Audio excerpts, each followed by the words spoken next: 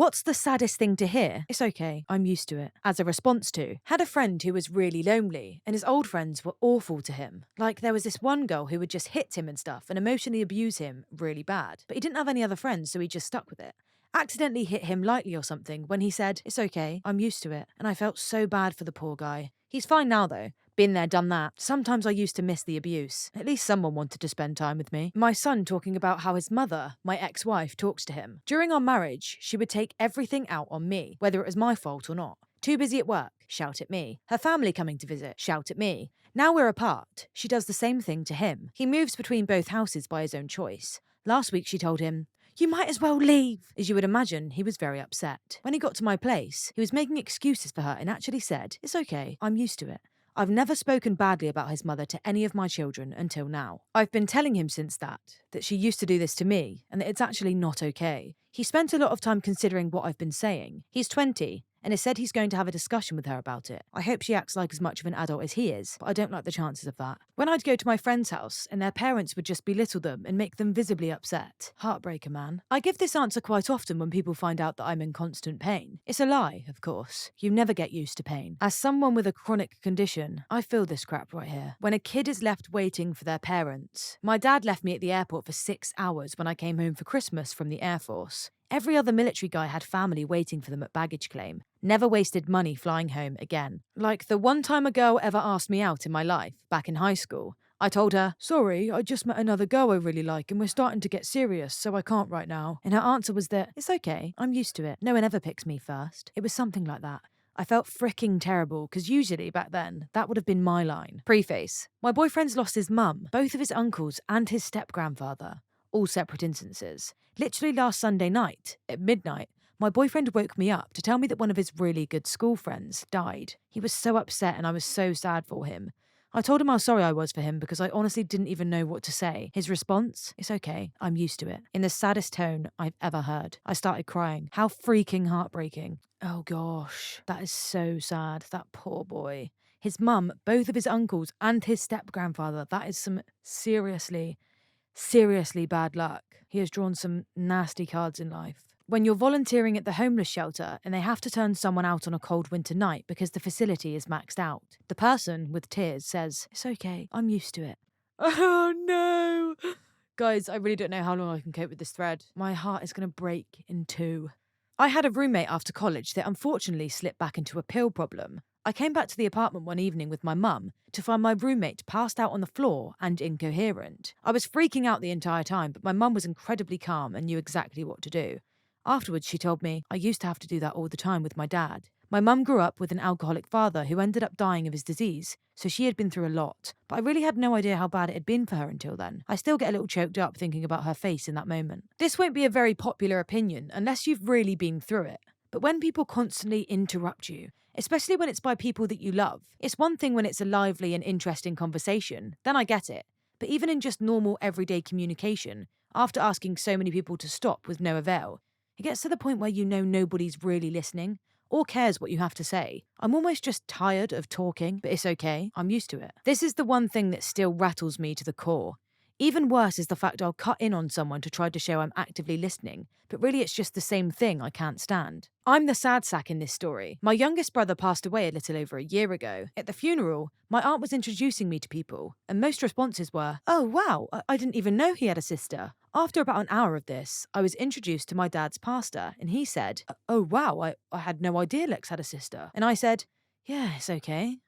I'm used to it. And he says, oh wow, that's so sad. Like, thanks a frick ton, people. Sweet Jesus, man. I'm sorry for what humanity did to you. When I was in 10th grade, there was this freshman girl who had a pretty nice body in my photography class. Sometimes, when she walked by the back table, like 3 or 4 of the guys there would slap her butt, and she would just keep walking solemnly.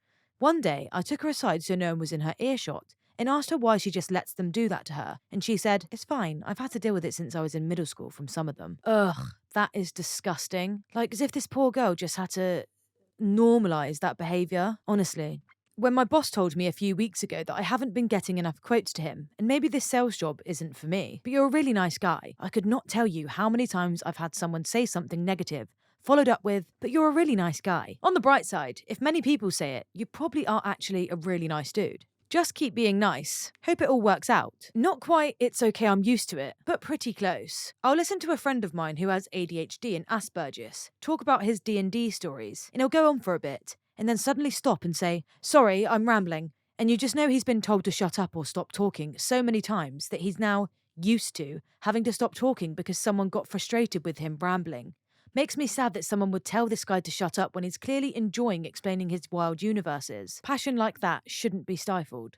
My friend apologises every time he tells a story that drags on longer than the I should stop talking point. Even if people are enjoying it, we're always like, dude, it's cool, we're listening, keep going, only for him to apologise a little later. It's kind of sad that his reaction to being excited about something is to apologise because he thinks nobody wants to hear it. Oh, that's so sad, bless him. It's almost as if he's so used to being told to shut up or be quiet that he's drilled it into himself that that's normal now. So he thinks that every other person is going to be thinking or telling him to shut up or stop talking soon.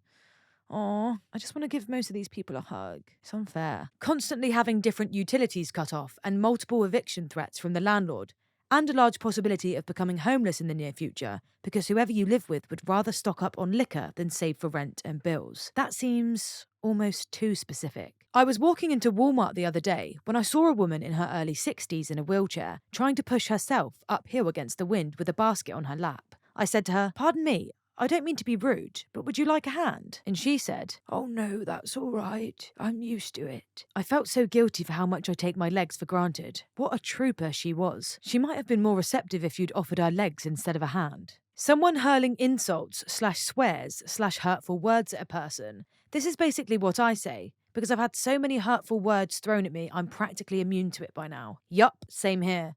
On the bright side, being able to say, I've been called worse by better, and it could be 100% accurate, is rather satisfying in a strange sort of way. This kid I had an after-school program with was supposed to be picked up by his dad for the weekend, talked basically all Friday how much fun they were going to have. Well, Monday came and I found out the dad never showed up. The kid seemed fine though, and when I tried to get if he really was okay, he said, "It's okay, I should be used to this by now." Also, another kid I babysit, her mum is supposed to call on Sunday nights, but skips many of them and just calls whenever she pleases, really, and gets mad at the kid for not answering while in school. I asked her about it, and she said it doesn't bother her because she's so used to her mum being flaky and not calling at the agreed upon time. My girlfriend told me she still has back pain and aches from her father hitting her before. When I told her I'm worried and I'm sorry, she responds, "It's okay, I'm used to it." My heart god dang broke. I was just lost for words. Maybe you should look up some ways you can help her with the pain, like physical pain. Judging by your reaction to that, I can tell that you probably already help her with the emotional. My mum has some strong letting go issues. She had a crappy childhood that resulted in her not letting me go to birthday parties, sleepovers, playdates, etc. when I was younger, because she was afraid something was going to happen, or that I would somehow embarrass myself for life. Around the 3rd grade, we had a new kid in class, and when it came around to birthday parties, everyone but me got an invite. The new kid noticed this after a while and was offended for me. When asked why I wasn't upset, just stated that I was used to it. Even if I had gotten an invite, I would not be allowed to go. I hope that new kid's become your friend. What a cool dude. 8th grade teacher here. I have a student who recently told me that her mum cries every night as she goes through the week's budget, trying to work out how much they can afford to eat this week. I asked her if she ever went hungry, because as her teacher, it's my duty to escalate when a child isn't having basic needs met, and whether she wanted to see the school counsellor about the crying. Her response to both questions was, "It's okay, I'm used to it." It was honestly the most heartbreaking thing I'd ever heard. Later on, I found out that this girl only had half a buttered sandwich each day at school, which had to last her through recess and lunch, and always went to the library to read during breaks because she wanted to conserve her energy. All the teachers thought she was a bookworm. In actual fact, she longed for friends, but hadn't made any because they were all running around in the playground. I had a girl in high school apologising for hitting me with a metal stick a few months before the apology. The reflex answer was, "Never mind, I'm used to that." The look of shame on her face when I said that was some painful crap. My mum usually can't attend school events because she's working. When she tells me she can't attend something, that's my response. I used to nanny this really sweet girl. In kindergarten or the 1st grade, the girl that sat next to her in class died in a freak accident. She'd recently, within the year or so, just lost grandparents, animals, and a family friend. I asked her how she's handling the loss of her friend, and she responded, "I'm okay. I'm used to losing people close to me." Broke my heart. I work at Toys R Us. The saddest thing is a child who knows they're not the favourite, saying that when they get one $10 toy, and their sibling gets many toys, all of which are over that price. I was like, oh, is it your brother's birthday? To this little girl who was getting one little doll, when her brother was getting Nerf guns and video games. She looked at me and went, Mum and Grandma buy him everything he wants. I'm used to it. Sorry guys for the lack of opinion today, but I just feel like these stories are speaking for themselves. Do you know what I mean? I think we're all feeling the exact same towards each one of these stories. It's heartbreaking. A story for a similar phrase. It's just easier to this way. Cousin was getting married at her stepdad's ranch house and invited everybody, including her father and us. They had one of those through the years photo albums on the TV playing throughout the night. Despite the fact that her father raised her in a loving home till she was 16, there were absolutely no photos of her father anywhere in the video. Multiple people on both sides noticed. She was eventually confronted about it and said that it was put together by her mother and it wasn't worth arguing over. She then had her stepdad walk her down the aisle in front of her father. Yikes. Nurses, doctors, and healthcare workers getting the living snot kicked out of them by violent, abusive people in the hospital. And the police doing absolutely bugger all about it. I did security in an emergency ward, and I really was not prepared for how violent it was. Also, I was not prepared for how little the police did. It was practically impossible to get them to show up, and on the extremely rare occasions they did, they never arrested anyone. I remember the first day I was filling out an incident report where a nurse got knocked down flat, and I'm apologising to her saying I'd been on the phone and can't even get the police to show up. And she said, "It's okay, I'm used to it, and you better get used to it too." Wanting to hang out with someone, and either they already have plans, or you later find out they did something fun with your group of friends and they didn't invite you. Now I'll usually say, it's fine, go have fun, / glad you had fun. It's not really fine, I've just gotten used to it. I know that feeling all too well. Removed because I felt like I was crap talking my mum, who I love very much. Gist of it was, people ask how I go all day without complaining about being hungry. Friend, holy crap, I'm sorry man. I don't know how it shot crap all over the house and on the walls. Plumber, it's okay, I'm used to it. Literally his job. Yay, finally a light-hearted one. I was waiting for that. I knew this girl for like 10 years because of Girl Scouts, but didn't become real good friends until high school. I'd never had like a sleepover with her outside of Girl Scouts activities. When I slept over, I could hear her dad screaming at her brothers for not cleaning up the game room and some other stuff, and then screaming at his wife, my Girl Scout leader, for whatever the boys did or didn't do. I was so scared, and my friend just kind of ignored it. I was like, wow, he sounds really upset. Are your brothers okay? And she basically told me it was a normal occurrence in her house. I remember walking up to go to the bathroom, and one of her brothers, who likes to act like a tough butthole, was crying and cleaning the bathroom. I always had a weird feeling about her dad. Like, he liked to act like the good, funny, suburban Christian dad when everyone was around. But even when I was young, I felt like he was really condescending. No one in that family deserved that sort of treatment from him. One of the brothers they had adopted a few years prior from China, and I felt like he was so unfortunate to have such a crappy dad, and a brother who took things out on him because he felt like crap too. Anyways, TLDR, saddest thing is when you learn your friends have one or two crappy parents who act like crap and they're so used to being screamed at all the time. Please like and subscribe if you've made it this far. I hope you'll enjoy the rest of this video, and have a wonderful day. For me, the saddest moments are when they can still have a normal expression while saying it. If someone says, "I'm used to it," while crying, it kinda means they're not really used to it. There was a kid in my class when I was around 8 years old that was really unpopular because he was poor and often got bullied. After a while, he found his place as the guy that does stupid crap and hurts himself to try and fit in. There was actually a toughness session, but in reality, it was just people beating the ever-loving crap out of him while he just stood there without reacting, as well as him putting out cigarettes using his arms and hands. Even let people whip him with long, thin branches while not reacting at all, just so he could fit in and have friends. I remember the teacher finding out and getting so incredibly angry at everyone and started yelling at our entire class in the middle of the class. He straight up begged her to stop blaming people, as he'd finally found what he called friends. Anyways, she told him to pull up his sleeves, and there were blood whip marks, bruises and burns all over his arms. The guy just looks at her with a smile and says that he's used to it and he's really happy. The teacher straight up starts to cry and pulls him out of the classroom. Didn't see him for long after that, as he got placed into a foster home, and as it turns out, He actually was used to it because he'd been beaten at home for as long as he could remember. Now that I'm older, I realise just how heartbreaking it would be to see a tortured 8-year-old boy act all happy because he managed to get fake friends by being beaten repeatedly. My heart is actually broken. I have no words. Nerve damage in my back. I've seen quite a few high-level doctors about it. Just went to see the last one before I knew there was nothing else I could do and know that it would never heal and I'd be stuck this way forever. It was the first appointment my parents actually went to with me. In mid-20s and don't live at home anymore, but I guess after a few years they were frustrated I'd never gotten any help. After a few hours there and a nerve conduction study that lasted almost 3 hours, no change, nothing they can do to help. My mum and dad were upset when the doctor, seemingly genuinely sorry, said there was nothing they could do. Having seen lots of doctors before this who all responded the same way over the last 2 years, I responded something like, "It's okay, doctor. I figured that's what you'd say. Just wanted to get a final opinion," which sent my parents over the edge. I guess they expected something to happen or some magic surgery to exist, not to be told by an expert, "Sorry, nothing we can do," and for me to be so nonchalant about it. It sucks, but I'm used to it. Working retail, a guy going through my checkout with his severely autistic son, who was probably in his 20s and bigger than his dad. The son starts beating on the dad. The dad really struggles to stop his son and takes a good few hits. I'm like, "Are you okay, man?" And he just looked at me, dead behind the eyes. Yeah, I'm used to it. Poor guy, man.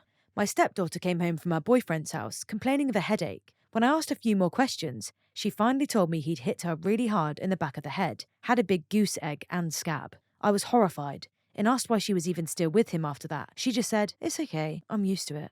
Wish I could do something to help her with her self-esteem. But no matter what I tell her or how much I care about her, she needs to figure out how to love herself. You're a good parent. When I was 15 or 16, my friends told this really, really big girl that I liked her as a joke. It was crappy, but she believed them. I flagged her down after gym class to tell her the truth. And when I did, she goes, "Yeah, it's okay. People don't ever have feelings for me. I'm used to pranks like this." I remember punching my friend that did that in the chest like 6 or 7 times during study hall the next period. It was heartbreaking. I was dating this girl who'd been through a string of crappy relationships. We were arguing one day, and she tells me to just hit. She's yelling it. Emotions are riding high. She says, "It'll just make you feel better, so go ahead and slug me. I'm used to it." I told her I wouldn't because it wouldn't solve anything. I would only strike a significant other if that's what they're into. When I was 19 and dating my current partner, I was squatting in an abandoned, flea-infested, decaying house while I scrapped by on food stamps and working 8 hours a week because my job was cutting everyone. A friend offered to let me move in with them for a while, but didn't want me to bring my best friend and last member of my family, my cat. I tried to take him to an animal rescue place, but the attendant decided my cat was too aggressive after he manhandled him pretty hard.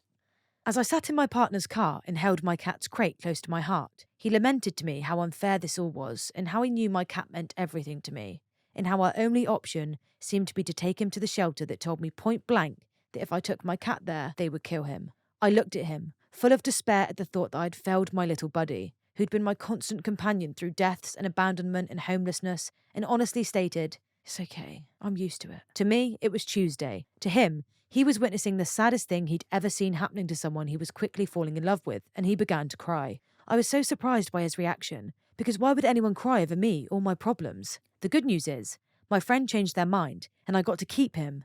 And when I eventually moved in with my partner, he let me take him, even though he's deathly allergic to cats, and we found ways to work around it for a number of years, until my cat eventually passed away due to natural causes. I miss my little buddy, my constant companion every day, but I'm so thankful I got the time with him that I did. I know many people hate on cats and say they're horrible, but that cat was everything to me, the adorable little rascal, and he loved me in a way that I believe few people in this world get to experience from an animal. I'm with you, girl. Cat lover over here. Fellow cat lover, and I can believe every second of that. The first time I injected chemo directly into a child's head, they said this to me. Crazy thing to hear and do. To get chemo directly into the spinal fluid in the brain, a special access port is sometimes installed under the skin and through the skull. The child is awake for the procedure typically. It's more or less painless. I'm that guy who always seems to be on the edge of friend groups. Or at least I used to. I was that one who always got talked over by other people.